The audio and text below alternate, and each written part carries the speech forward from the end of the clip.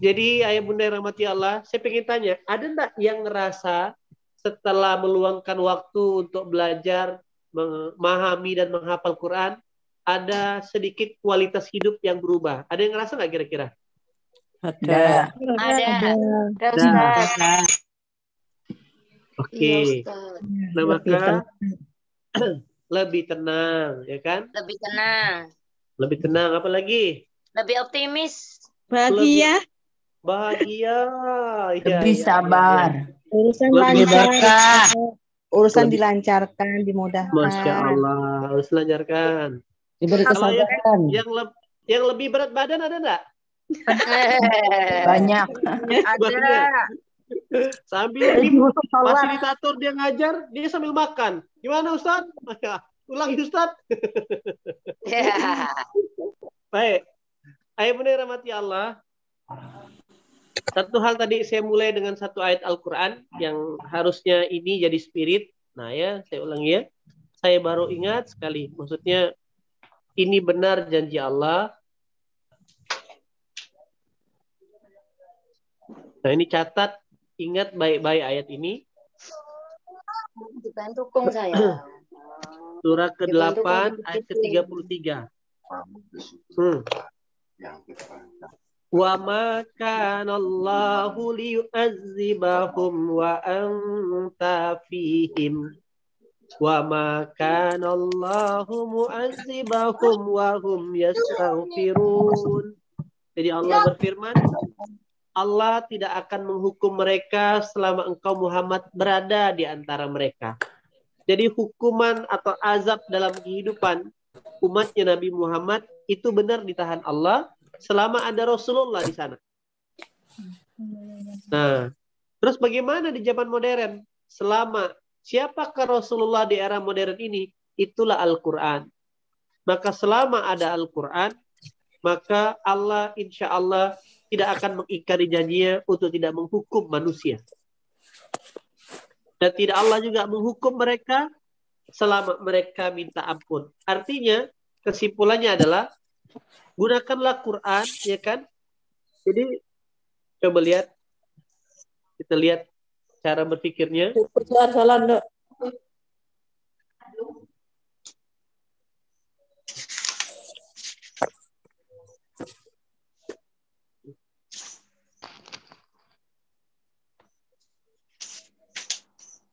Oke.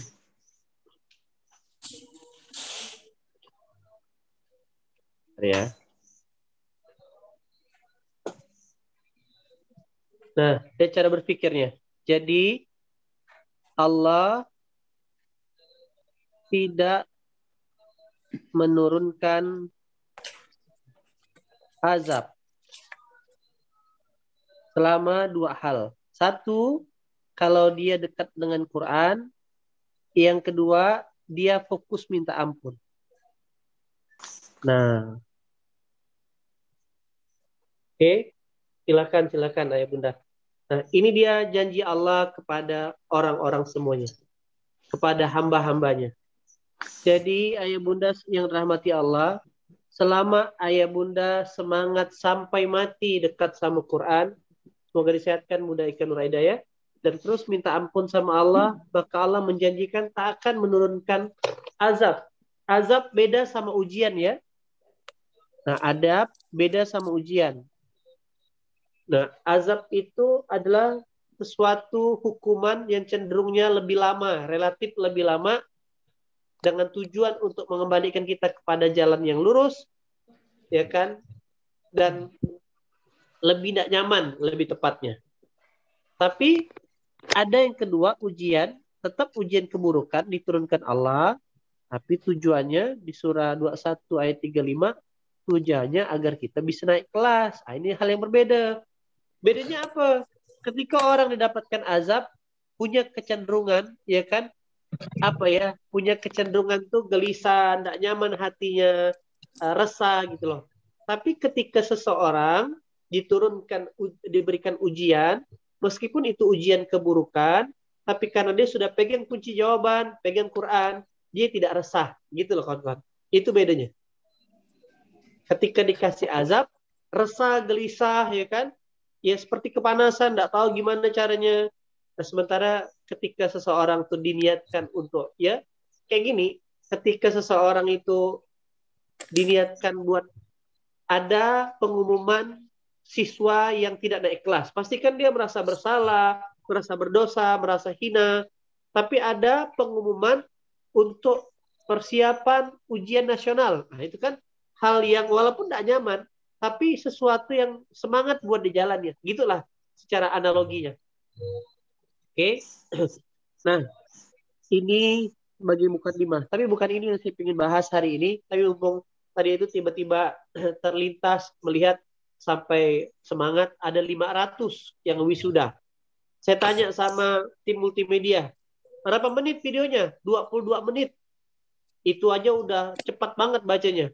Apalagi kalau yang baca saya. Ai Suryaningsi, Ira Tarakan, Feni Sartika, Latifa, belepot-lepotan.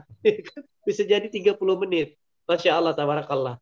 Kita doakan semoga semua panitia, bahkan fasilitator yang buat video yang menemankan ayah bunda belajar Quran, semoga Allah balas dengan segala kebaikan. Seluruh hajatnya dikabulkan Allah. Amin. Mereka berjuang, tidak ada harapan apa-apa selain harapannya adalah Allah memberikan ridho kepada mereka semuanya. Oke. Nah, yang saya ingin bahas hari ini biar menyemangati ayah bunda, karena yang paling berat setelah memulai itu adalah mempertahankan. Apa yang paling berat? Setelah memulai mempertahankan. Oke. Dalam hal apapun, ya kan? Dalam hal mengejar juara kelas, apalagi dalam berumah tangga, karena ada iblisnya yang namanya Dasim. Setelah orang menikah, dia pikir iblisnya hilang. Ada iblis yang paling jahat namanya Dasim yang berharap rumah tangga itu berpisah, ayah bunda sekalian. Nah, termasuk kita yang belajar Quran hari ini, maka daripada itu, agar istiqomah mempertahankan, butuh berulang-ulang, butuh ta'aruf lagi, butuh menambah keyakinan. Kenapa saya harus cinta dengan Quran sampai mati? Begitulah dia. Maka hari ini saya mau cerita supaya menyemangati ayah bunda semuanya. Semoga Allah takdirkan ayah bunda, ya kan, istiqomah dengan Quran sampai mati, ya kan? Amin. Saya pengen ada amin ya. Nah, amin ya kan. Semoga saya tuh kebayang nanti kalau ada 1000 yang wisuda Zoom macam mana ya? Berarti 1 jam tuh cuma bacakan nama-nama. Ya kan? Bisa 3 hari. Maka ada sebuah kisah. Jadi agar kita tuh bisa istiqomah, maka butuh berulang-ulang menambah keyakinan. Bentar ya. Agar kita tuh istiqomah, butuh berulang-ulang menambah keyakinan, menambah informasi, ya kan, jatuh cinta berulang-ulang dengan Quran dari sudut pandang yang berbeda. Nah, caranya kita yang memang harus mencari gitu ya. Nah, jadi tadi saya dengar kisah ada di satu desa, ya kan. Desa ini kekeringan. Kekeringan sudah lama sekali, tidak mata air di gunung itu tidak keluar. Sehingga membuat warga desa panennya pada kering dan hanya bisa bertahan hidup, minum, ya kan, untuk mandi dari stok sisa-sisa air yang ada di gentong. Hujan pun sudah lama tidak turun. Kurang lebih beberapa bulan seperti itu ayah bunda. Akhirnya datanglah beberapa penduduk desa ini kepada alim ulama. Ayatullah bin Abadi, nama ulama tersebut. Ayatullah bin Abadi. Setelah mendatanginya, akhirnya ulama itu tidak bercerita panjang lebar. Setelah mendengarkan, nah inilah menunjukkan Quran itu mukjizat. Ulama itu bilang, ya udah, tolong ambilkan gimana kisahnya? Begini, wahai alim di kampung ini sudah lama tidak hujan dan bla bla sebagainya. Kalau begitu, tolong ambilkan aku secari kertas. Akhirnya alim itu menuliskan surah Al-Hasr, surah ke-59. Ayat ke-21. Lau anzalna hadzal qur'ana ala sab'in jabalin la ra'aitahu khashi'an mutasaddian min khasyatillah wa tilkal amsalu nadribuha lin-nasi la'allahum yatafakkarun. Nah, Bunda, coba bacakan artinya, Bunda. Bacakan artinya. Ada artinya? Jikalau kami turunkan Al-Quran ke gunung, maka hancurlah gunung. Kamu akan melihatnya untuk Karena takut kepada Allah. Allah. Perumpamaan kami buat untuk manusia agar mereka Yalah. Sambungannya lupa jadi. Maka gunung hancur karena takut kepada Allah. Oke. Jadi kan tadi keluh kesah orang-orang kampung air mata gunung tak keluar.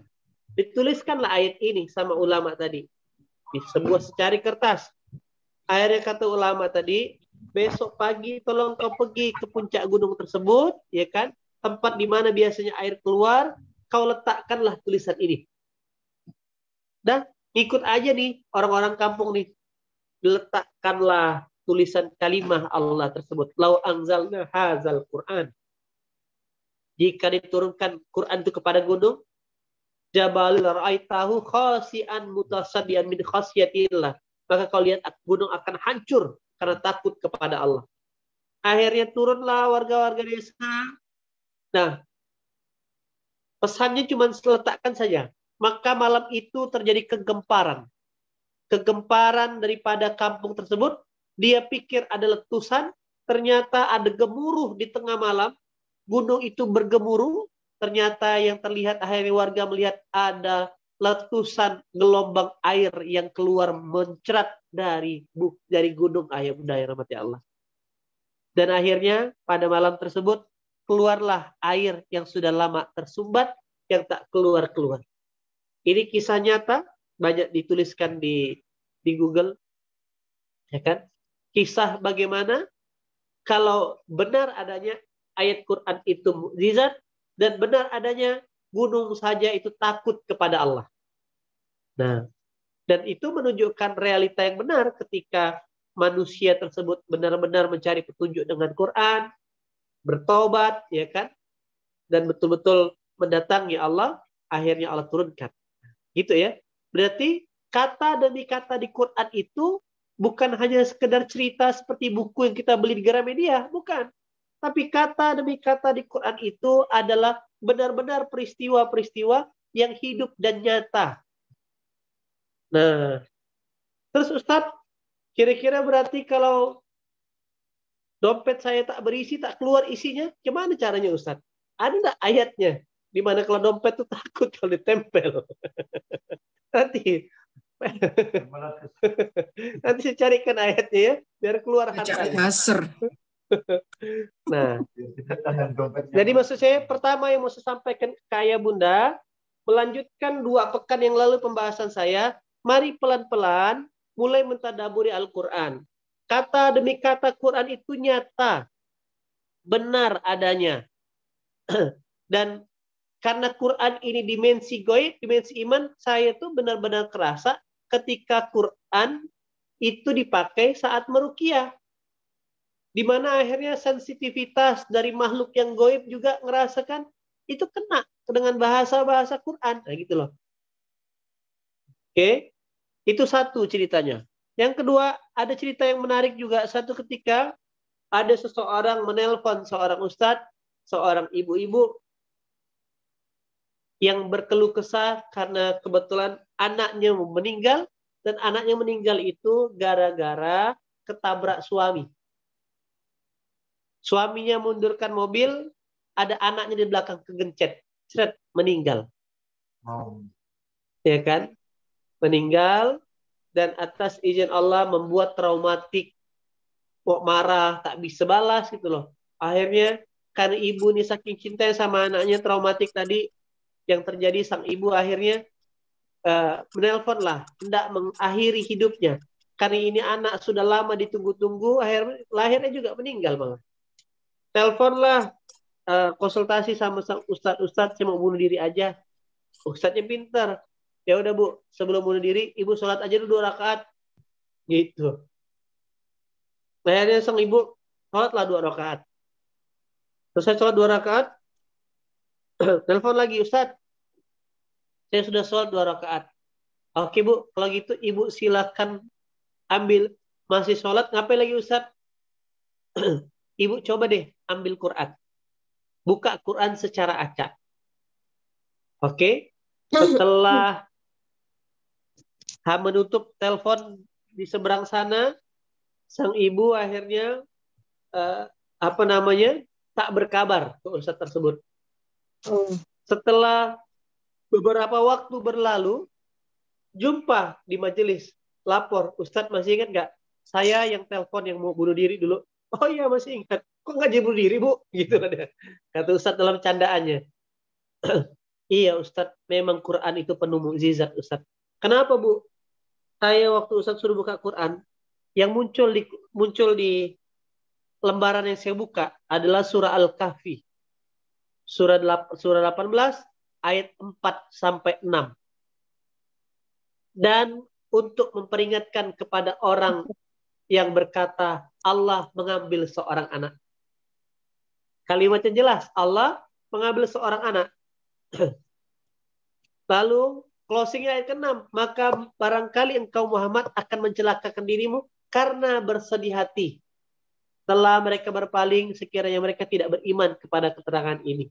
Jadi, akhirnya iya kenapa aku mencelakakan diriku dengan bersedih hati? Nah, begitulah keajaiban Quran, ayah bunda. Nah, saya berharap Quran betul-betul menjadi teman, menjadi petunjuk, menjadi kunci jawaban, menjadi pakem buat ayah bunda sehari-hari. Nah, maka apa PR-nya yang ingin saya tawarkan, ingin sampaikan dan mengingatkan kembali? Membaca Al-Quran, meluangkan waktu memahami Quran, meluangkan waktu menghafal Quran, itu baru episode orientasi atau aspek terhadap Al-Quran. Maka perjuangan sesungguhnya adalah ketika kita mempraktekkan Quran. Kan nomor 1 yang sering kita bahas, Quran didengarkan. Nah, ini habit-habit ini tidak boleh hilang. Yang kedua, Quran dibaca. Yang ketiga, Quran dipahami. Ya kan? Nah, alhamdulillah dibaca atau dihafal nih. Sampai di episode ini, ayah bunda sudah melakukan. Dan sudah banyak sekali hadiah yang Allah berikan. Ini episode ospek kalau saya bilang. Episode orientasi. Nah, maka saya mengajak ayah bunda naik level dari hanya sekedar mendengar, membaca, memahami, yaitu Quran diamalkan dan diajarkan atau diperjuangkan. Nah, inilah dia episode begitu banyak hadiah dari Allah. Episode praktek. Quran itu diamalkan. Quran itu diajarkan, bahkan diperjuangkan. Nah, ini yang saya minta ayah bunda lakukan. Di mana Ustadz Quran itu diamalkan? Ya kan? Ya, lihatlah satu persatu perintah yang sedang dikerjakan tentu setiap orang. Akhirnya, jadi saya sedang minta tim internal untuk membuat semesta amal soleh. Artinya seluruh perintah-perintah yang Allah jelaskan di Quran agar sebelum mati itu, ketika, contoh ya, ketika malaikat mengecek catatan kita tuh, itu sudah ngerjakan semuanya, dicek sholat malam, ya kan, sedekah, zakat, wakaf, nah dan sebagainya. Itu semuanya kecentang. Nah, inilah harapan kita Bapak Ibu sekalian. Dan bukan hanya sekali. Pernah satu ketika kan Rasulullah Abu Umar bin Khattab bikin tanding-tandingan amal soleh sama Abu Bakar. Lapor ke Rasulullah. Kau tak akan pernah bisa mengalahkan Abu Bakar, kata Rasulullah. Kenapa? Kalau kau baru mulai beramal itu ba'da subuh, sementara Umar, Abu Bakar beramal itu sebelum subuh. Beramal dalam artian bukan hanya melakukan ibadah vertikal kepada Allah, tapi beramal yang dimaksud adalah melakukan ibadah horizontal, yaitu sosial. Umar, Abu Bakar tuh sebelum subuh udah jenguk orang sakit. Nah, saya pun belum sampai juga untuk melakukan ibadah seperti itu. Subuh, sebelum subuh udah jenguk orang sakit, kebayang nggak? Nah, inilah poin-poinnya. Saya mengajak ayah bunda mulai mengamalkan Al-Quran dalam kehidupan. Dari hal yang kecil-kecil, ya kan? Nah, izin Sri Mulyani Sragen. Nah.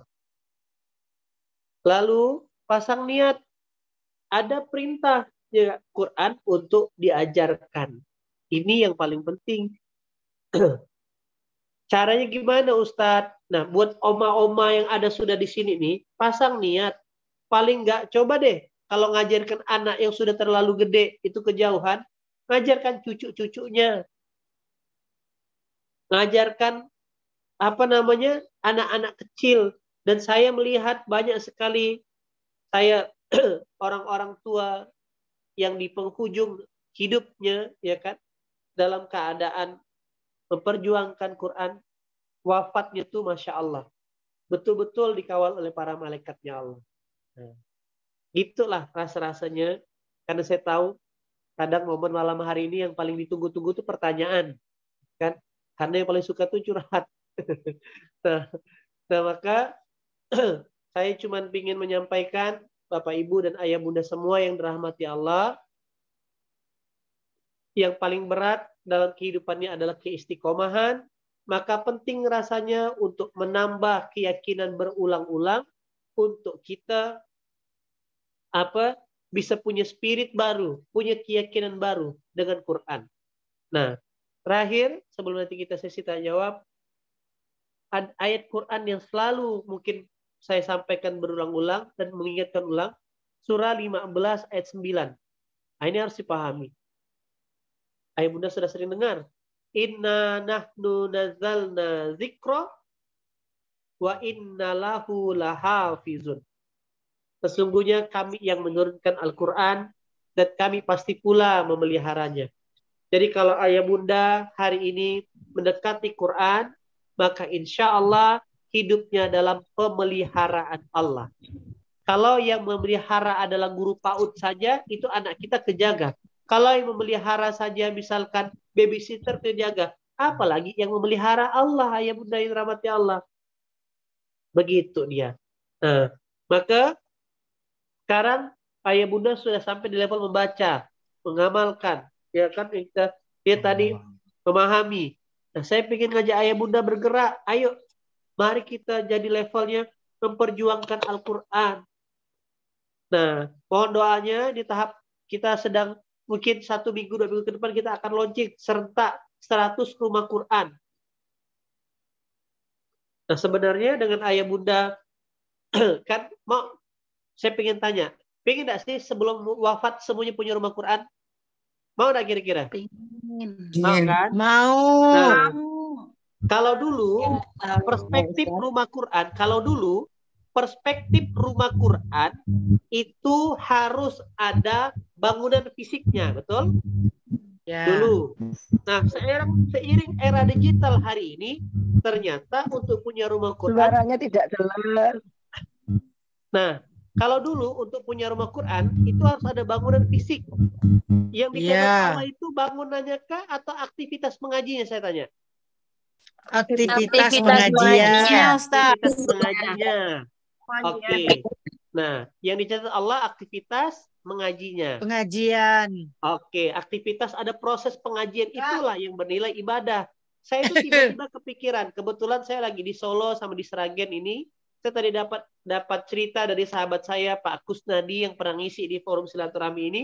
Kami sekarang Ustadz memberdayakan anak-anak mahasiswa untuk mengajarkan Quran kepada orang-orang tua yang akhirnya mahasiswa itu cukup kita gaji ya 500 sampai 700 ribu sebulan.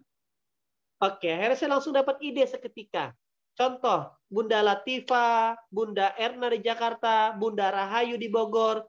Ya udah, tinggal menyebarkan link atau bikin grup grup menghafal baru. Kan sekarang tuh tantangan kami di pusat adalah Yang daftar banyak, hampir 2.000-an orang di angkatan yang baru. Tetapi tantangannya adalah di fasilitator sekarang. Nah, fasilitator kami itu adalah santri-santri internal saya sebagian besar. Yang insya Allah hidupnya udah dicukupi. Makannya, apa yang semua udah kita tanggung. Tapi kalau dakwah ini mau makin besar kan tidak cukup hanya mengandalkan mereka gitu loh. Nah, saya kebayang contoh. Kalau misalkan ini buat bunda-bunda, ini baru wacana ya, baru wacana, tapi tiba-tiba terlintas di kepala. Bunda Ais Surainingsi bikin rumah Quran, tapi virtual, rumah Quran virtual. Nanti kita ajarkan marketing kitnya dan sebagainya, lalu nanti kita ketemukan, kita bantu rekrut guru ngajinya. Ibaratkan demikian. Jadi bunda-bunda semuanya, misalkan bikin rumah Quran virtual tadi atau via Zoom, nanti posternya, flyernya tinggal di-share, ternyata ada 100 orang yang bergabung via Zoom tersebut. Nah, nanti Bunda, ini kita bantu carikan mahasiswa yang bantu mengajar. Nah, terus bagaimana caranya mereka bisa mengajar? Nah, bunda-bunda yang bantu kontrol nanti, misalkan untuk mengasih ihsan atau hadiah buat mahasiswa. Ternyata kalau mahasiswa punya tambahan 500.000 atau 700.000 itu semangat mereka. Nah, gitulah gambarannya. Berarti cukup keluar 700.000 sebulan, tapi bisa punya rumah Quran virtual, itu kan mahal. Ya kan?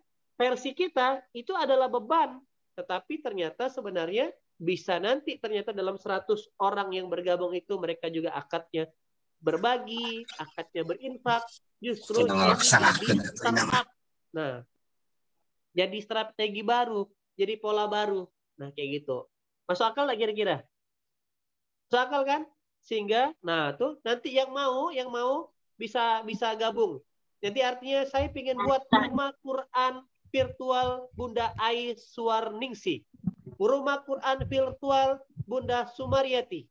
Nah, dan ini kebayang nggak terus mengalir.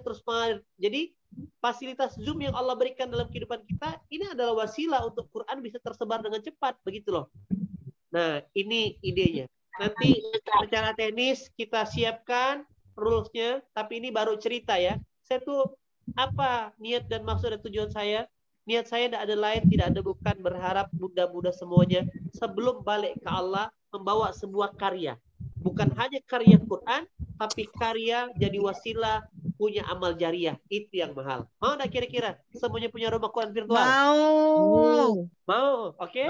Nanti kita set upkan rule of the games-nya, kita buatkan contoh draft-nya, nanti tinggal kita eksekusi ramai-ramai. Kebayangkan kalau di sini yang hadir ada 400 orang. 400 orang ini masing-masing punya santri virtual 100.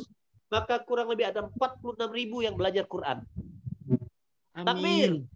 Amin. Allahu Akbar. Allahu Akbar. Kan baru kalau dari 46.000 kita wisudanya di Istora Senayan Bung Karno, di lapangan sepak bola. Kelompok An-Naba, wajibnya warna ungu. Nah, wah, mantap. Nah, terus kalau kelompok Allahu Akbar. Allahu Akbar. Kalau kelompok Al-Mutafifin celaka, itu warnanya warna apa? Aduh. Ya, gitulah ya. Mari kita. Jadi gini, ayah bunda rahmati Allah. Nah, sebagai reminder dan pengingat nih ya. Nah, terakhir ya terus. Ayat itu keluar terus. Nah, inilah kondisi umat kita sekarang. Al-Furqan ayat 30. Keresahan Rasulullah, kesedihan Rasulullah sampai berkata, dan perkataan Rasulullah Allah masukkan dalam Al-Quran. Ya Allah, Rasulullah, sungguh ya Tuhanku, sesungguhnya kaumku telah menjadikan Quran diabaikan. Inilah yang terjadi hari ini. Generasi-generasi muda lebih banyak dengan gadget, lebih banyak, apalagi orang-orang sudah pekerja, profesional, udah nggak sempat buka Quran. Maka kan saya lihat nih, yang ikut mimkan hampir 80% adalah angkatan-angkatan pujangga lama, angkatan Khairul Anwar semuanya, ya kan? Nah, jarang anak-anak muda. Nah, ini harus angkatan 45. Angkatan 45, takbir. Iya, merdeka 17 Agustus. Nah, maka ya Bunda, coba perhatikan, jarang anak mahasiswa, jarang profesional yang maksudnya yang bekerja masih aktif. Nah, ini harus jadi keresahan kita. Jangan-jangan meninggal kita besok, tak ada lagi mau belajar Quran. Betul nggak? Nah, maka sebelum kita wafat, paling tidak saya ingin mengajak ayah bunda melanjutkan estafet perjuangan ini. Mau kira-kira? Insya Allah. Insya Allah. Nah, begitu dia ayah bunda. Nah, inilah jadi membuat rumah Quran virtual ini, inilah bentuk kita mempraktekkan ayat Quran dan memperjuangkan Quran. Mungkin afwan, suatu saat Bunda Latifah atas izin Allah panggil sudah husnul khotimah. Tapi ternyata dalam kuburannya kok terang benderang. Oh, ternyata wasilah rumah Quran virtualnya tadinya 1, sekarang sudah menjelma jadi 50 rumah Quran virtual. Ternyata ada orang Australia yang belajar, ada orang Amerika yang belajar, ada orang Eropa yang belajar. Begitulah dia. Kalau orang Indonesia belajarnya pakai lampu Shinyoku. Ya kan, kalau orang Eropa terang kuburan kita pakai lampu Philip dia. Itulah dia. Terang terus. Terang terus. Ya kan? Nah, begitu ILD. Senang sekali. Nanti kita rapikan strateginya. Silakan jika ada yang mau ditanyakan. Saya luangkan waktu, alhamdulillah. Saya di Sragen besok ngisi subuh di Masjid Raya Al-Falah Sragen. Baik, silakan ya Bunda yang ingin bertanya. Rumah Quran virtual di.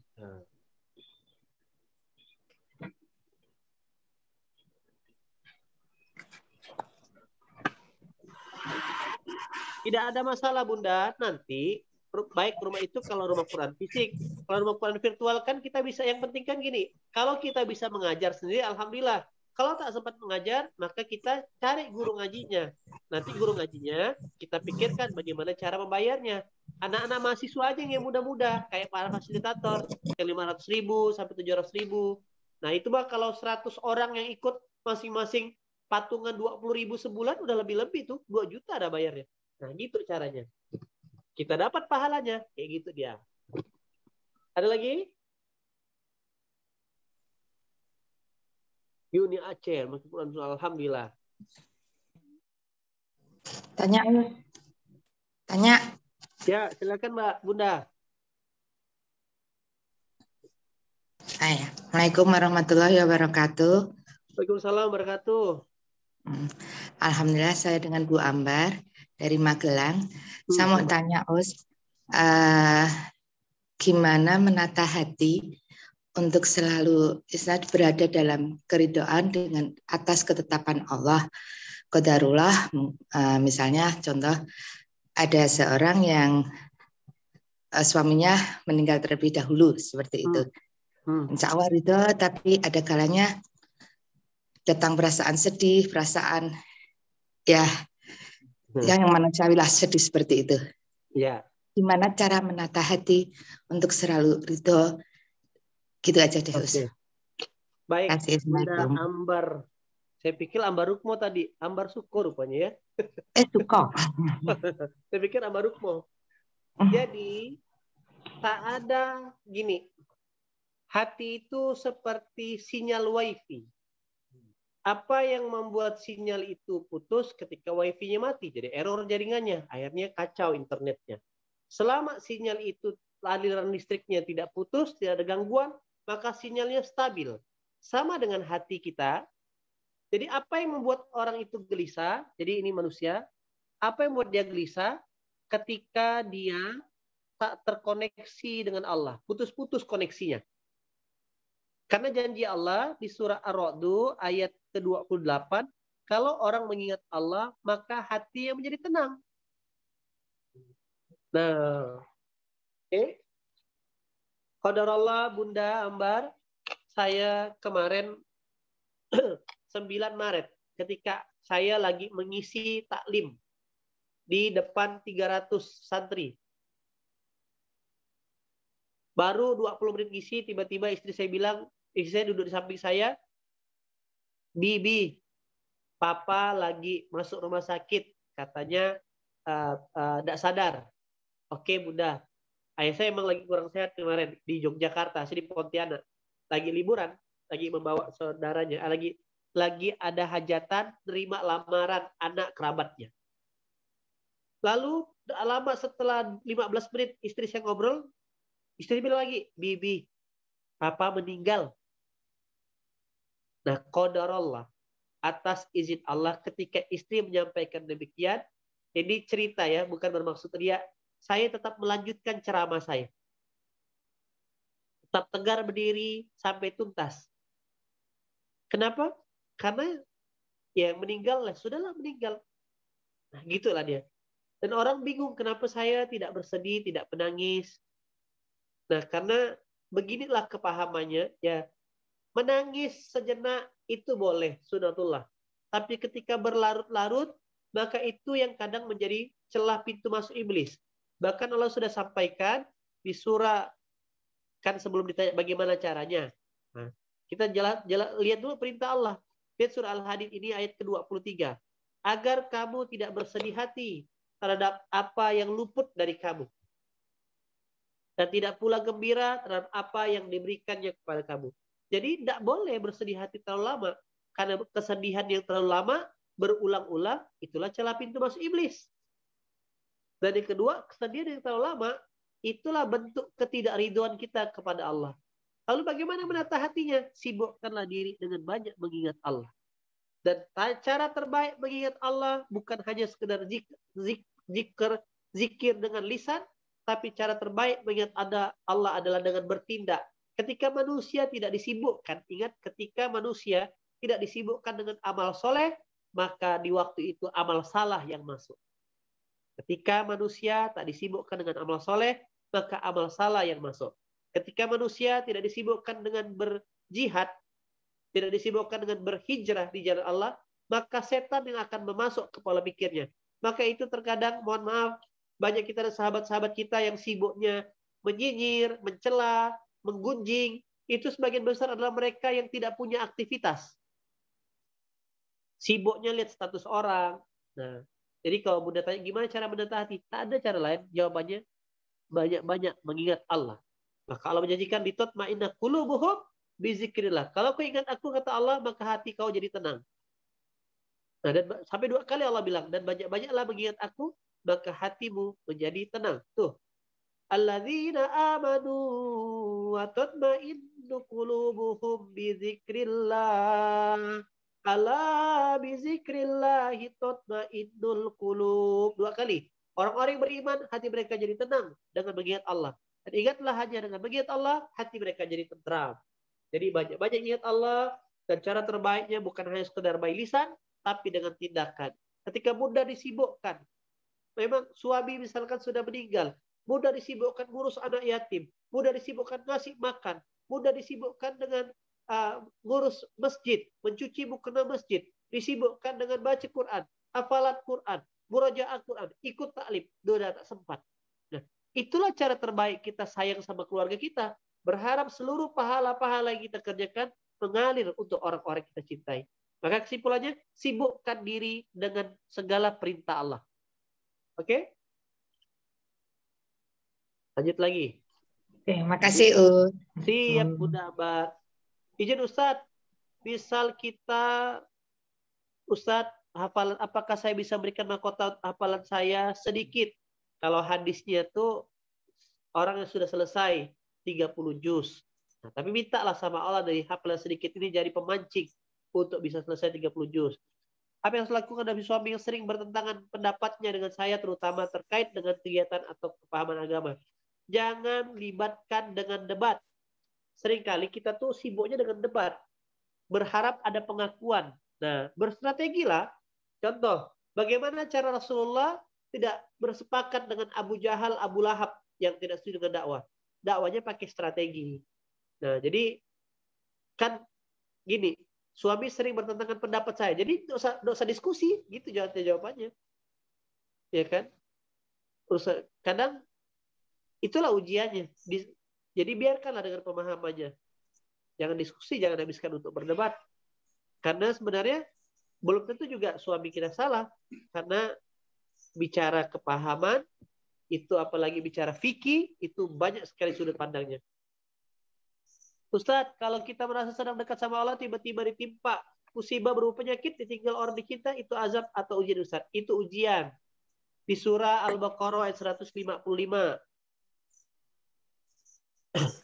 Itu dia. Walanabluwannakum Nabluwannakum bisyai'im minal khawfi wal ju'i wa naqsim minal amwali wal anfus. Pasti kami akan uji kamu dengan sedikit ketakutan, kelaparan, kekurangan jiwa. Gitu dia. Ustadz, bagaimana kalau surah yang sudah dihafal kita praktek ikut mengajari mim? Mau nggak sih 2 atau 3 surah yang kita hafal? Boleh. Berarti kan gini loh. Ajarkan orang yang tidak paham, gitu loh.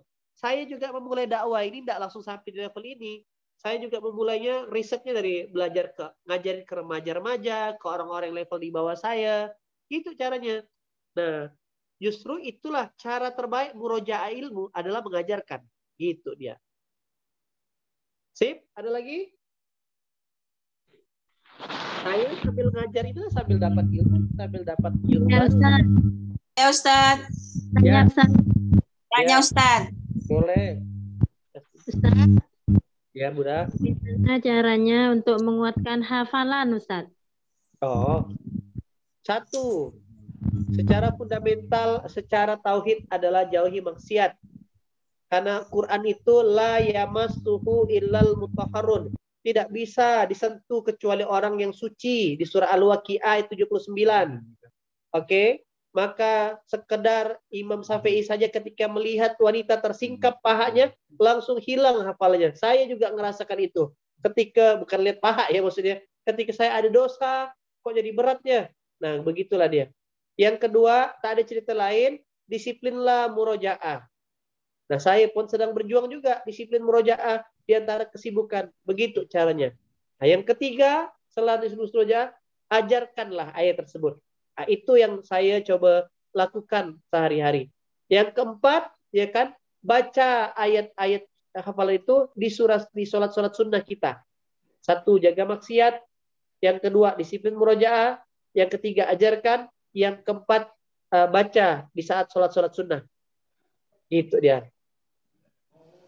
Yang belum paham bagaimana cara rumah Quran, tadi ada linknya di atas. Nanti kita jelaskan khusus teknis untuk bangun rumah Quran, khusus Zoom khusus.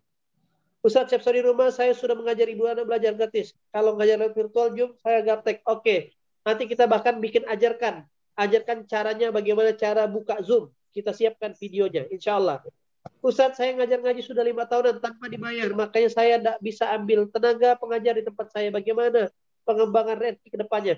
Baik, nanti kita bahas lagi khusus strategi akadnya. Biar akadnya itu ijaroh, ya kan? Dan ridho sama ridho.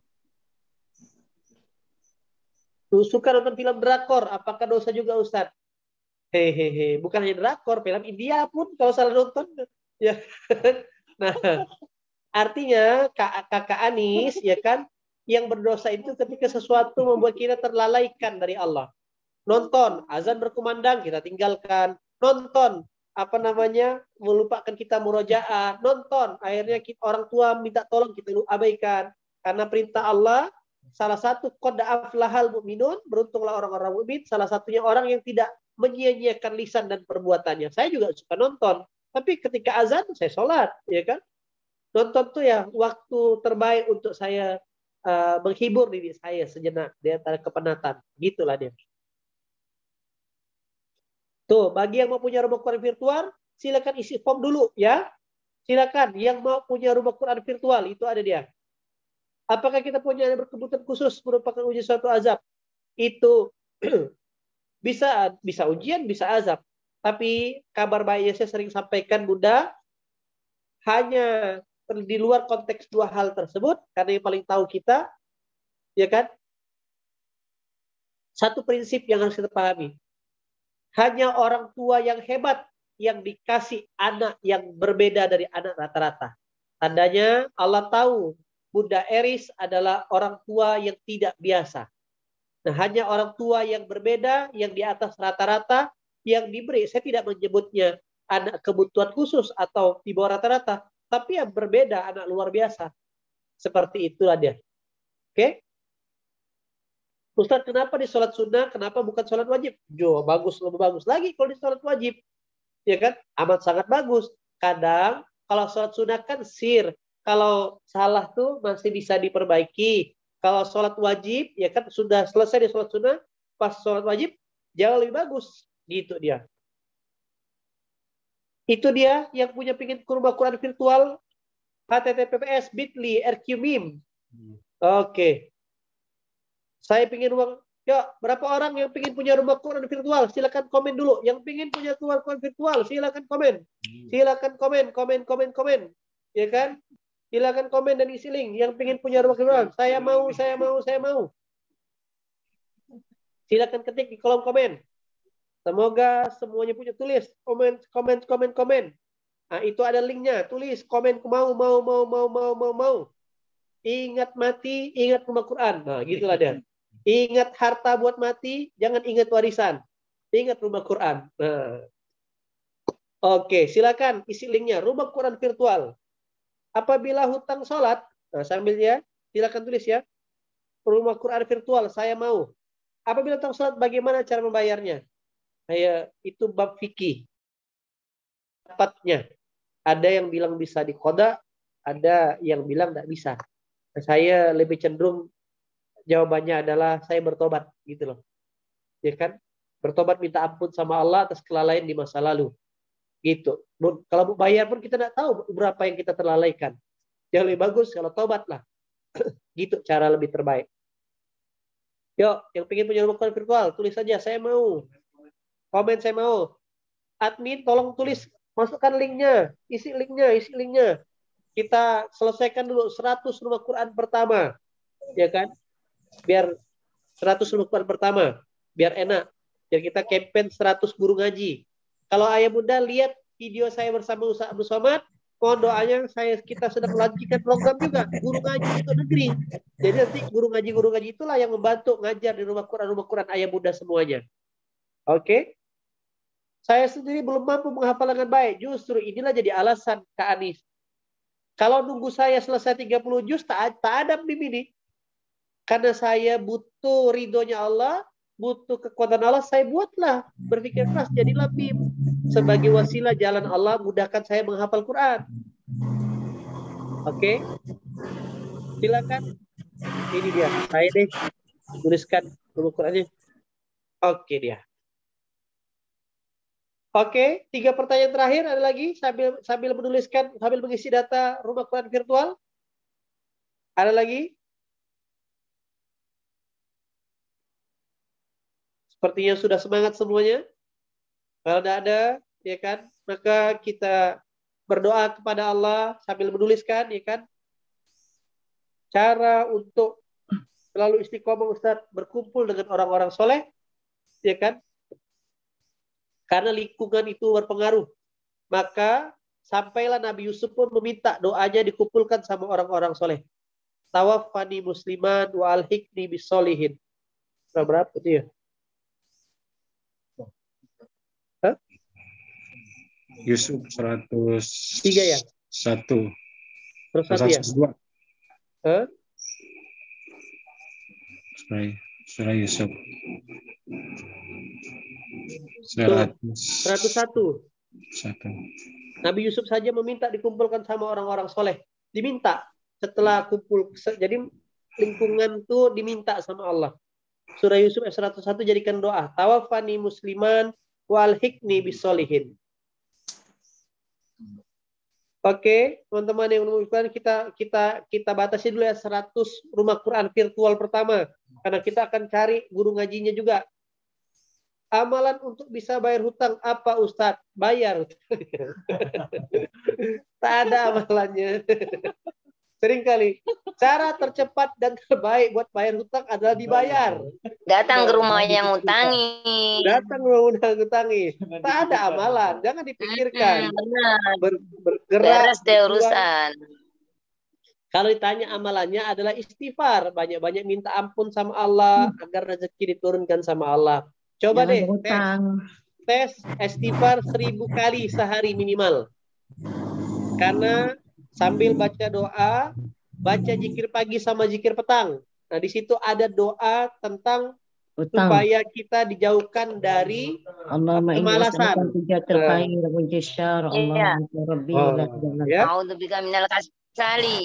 Betul, kasal, pemalas. Nah, karena hutang tuh identik dengan malas. Saya syukurnya sejak kuliah teman-teman saya sudah berhutang di Pegadaian, saya tidak mau. Biarlah saya tak makan, yang penting saya jangan berhutang. Biarlah saya tak beli baju, yang penting jangan saya berhutang. Apa awalnya? Kemalasan. Begitu dia. Oke. Silakan, sisa 50 slot lagi buat rumah Quran ini kita, rumah Quran virtual kita. Alhamdulillah saya sudah punya rumah Quran Ustadz, tapi di kampung halaman saya Banyuwangi, tadinya kan disewakan harganya nggak seberapa dan rusak. Akhirnya saya renovasi dulu, lalu saya serahkan untuk wakaf rumah Quran. Alhamdulillah. Maka tinggal ditambah lagi. Kalau bisa punya 10 rumah Quran, kenapa harus 1? Gitu dia. Guru saya tuh punya 7.000 rumah Quran. 7.000 rumah Qurannya. Oke, ayah bunda yang rahmati Allah, yang belum ngisi ya kan, insya Allah saya siap mengajar juga Ustaz. Insya Allah yang siap mengajar nanti ada kolomnya, ada kita siapkan. Nah, baik ayah bunda yang rahmati Allah, tak terasa sudah hampir jam berapa nih Bun? Jam 10 ya. Nah, semoga ya, semoga ayah bunda diistiqomahkan ya kan.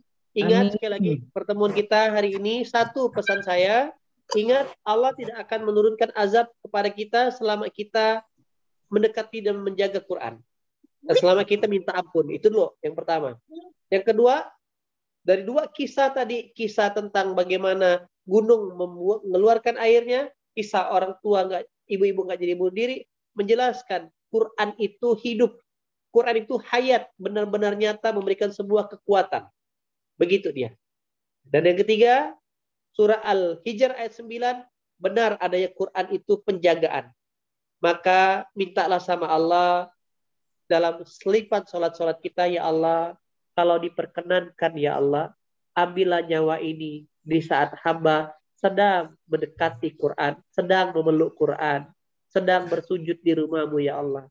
Tak ada pengalaman tidak terbaik selain kita dalam penjagaan Al-Quran. Semoga ya Bunda tetap istiqomah, yang sedang sakit tadi ada beberapa yang sedang sakit sembuhkan ya kan, bisa mempraktekkan Quran.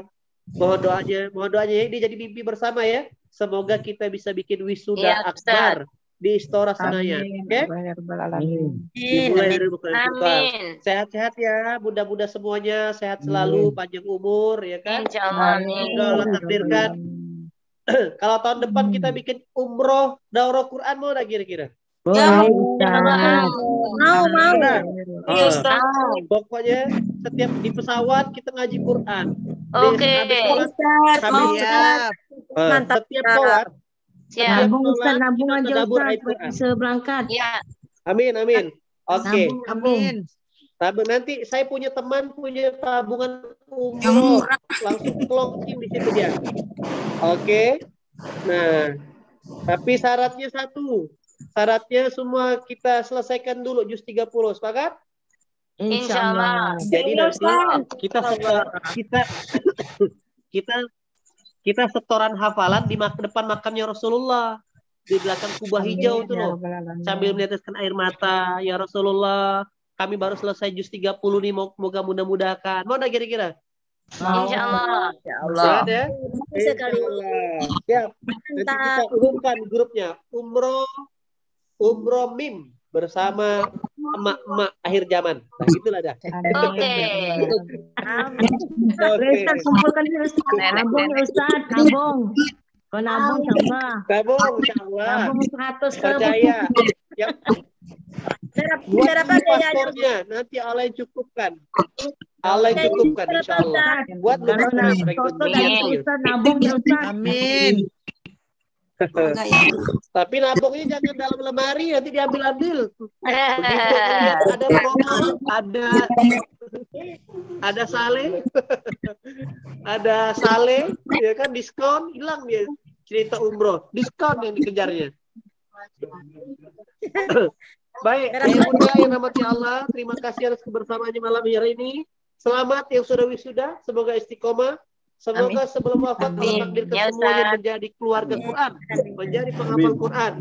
Amin. Yang baik-baik dari Allah, yang kurang dari saya pribadi. Assalamualaikum warahmatullahi wabarakatuh. Waalaikumsalam warahmatullahi wabarakatuh. Oke, Ustaz.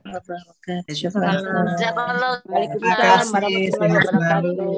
Alhamdulillah, syukur buat Ustaz EN telah